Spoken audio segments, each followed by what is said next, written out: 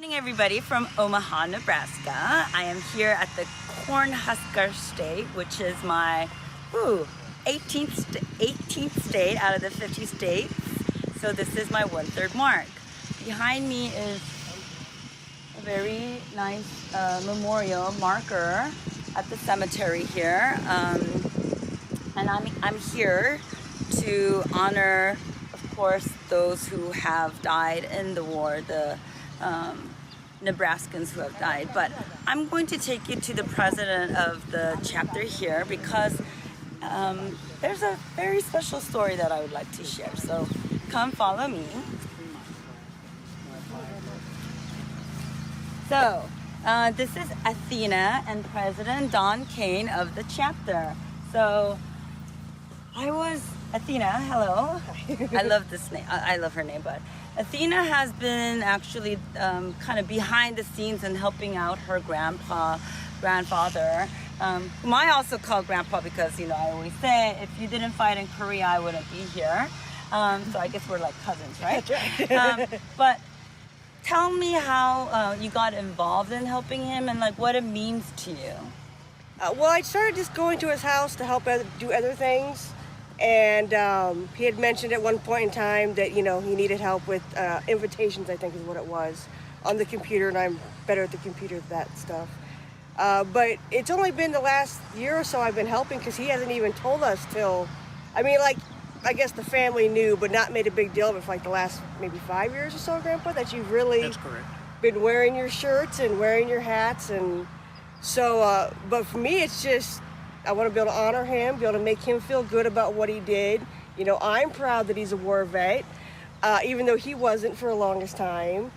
And so it's, you know, I do whatever I can to help because that's, you know, that's what we're supposed to do. We're the younger generation. We have to make sure they know that, you know, we appreciate them for what they're doing. So that was a pretty different story, and it really, I don't know, it struck my heart because you said that you didn't mention that you are a Korean War veteran for a very, very long time, almost 50 years after. Right, that's Why? exactly right. Just never thought of it. I was called into service. I went and did my job and didn't think much more of it than that. Came home. Nobody made a big deal out of being over in Korea, and I never made a big deal out of it either. But then why recently have you started to get involved and you're now the president of the association? Well, a few years ago, somebody asked me if I wanted to join the Korean War Veterans Association, and I said, sure, I do. And from that time on, I found out that there were many people that really were interested in the Korean War veteran and cared about us. And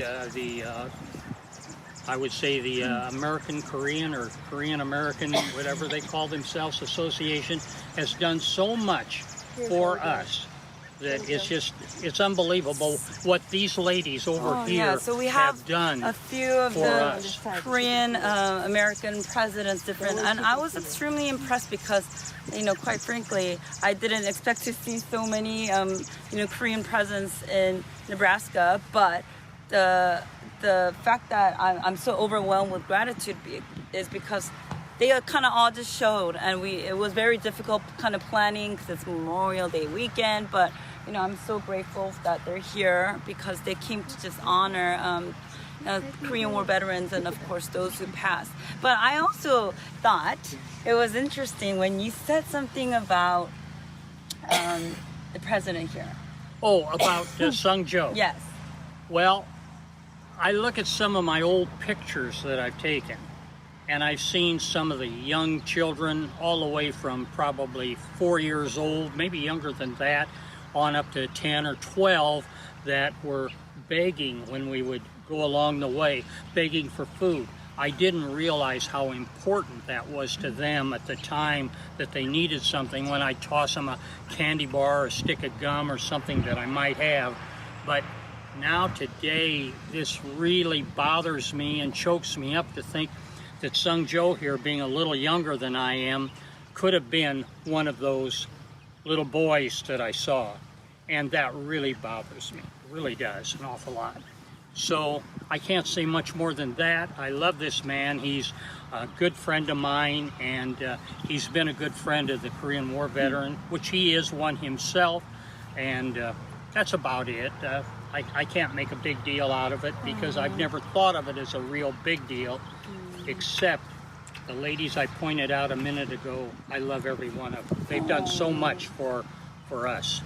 And they're very beautiful. Yes. Oh yeah, they are. They're very beautiful. They are pretty good looking. Yes, yes.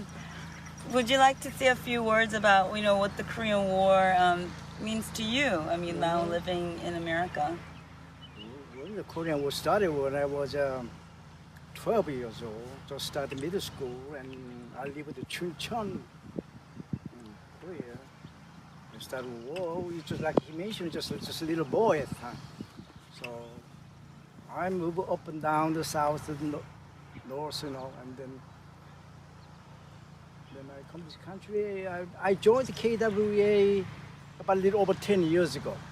So because I appreciate them, because without them, I'm not going to be here. So right now I'm on the board of the KWA.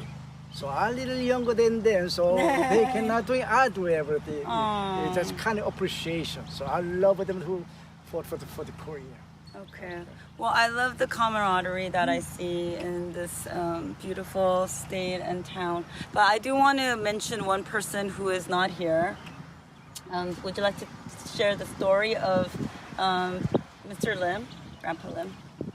Well, yeah, Sun Ha Lim.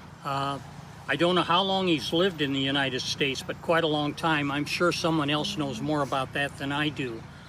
He is a fine man, and he started out in the Japanese Army against the United States originally.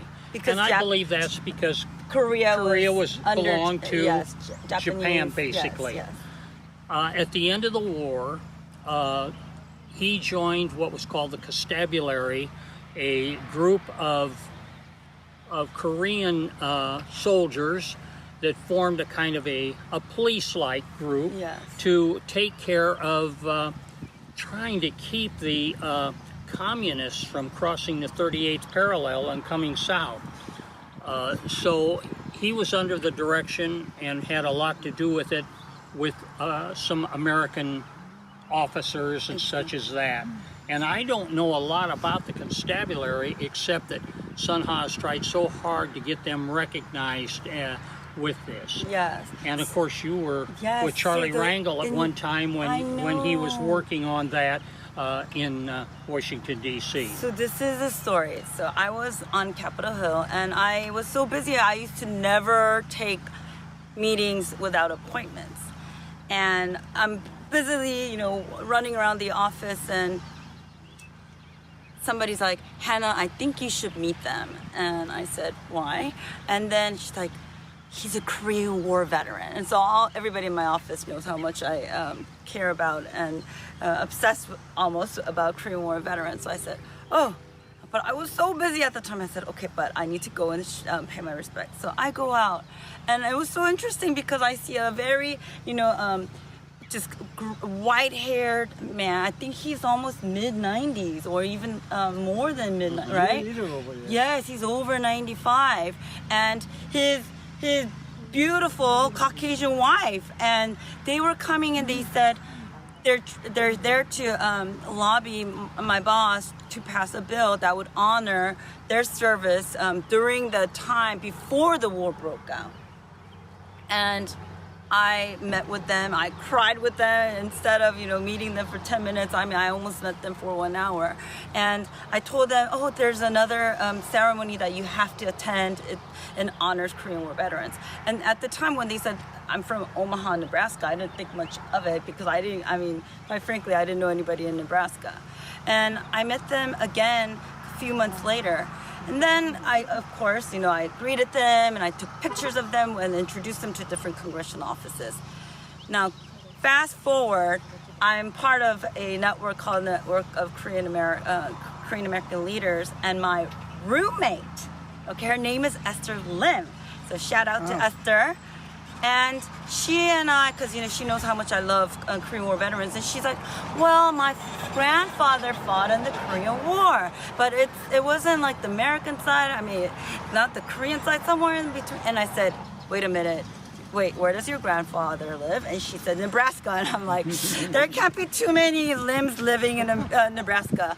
And then it turned out it was her grandfather, and that gave me goosebumps. So I'm just kind of sad because I know he would have loved to be here today, but he's not well. So I'm thinking of him, I'm praying for him, as well as all the Korean War veterans out there. I'm praying for your health as well. So thank you again, everybody, for following me during my 50 state, 70 city, and 90-day journey across America to honor veterans, both American veterans and Korean American veterans who fought alongside American veterans, and promote peace, because yes, we need peace, lasting peace on the Korean Peninsula. And I thank you so much again to the Korean American leaders here in Omaha, Nebraska, for joining us. And we will start our ceremony soon. Thank you.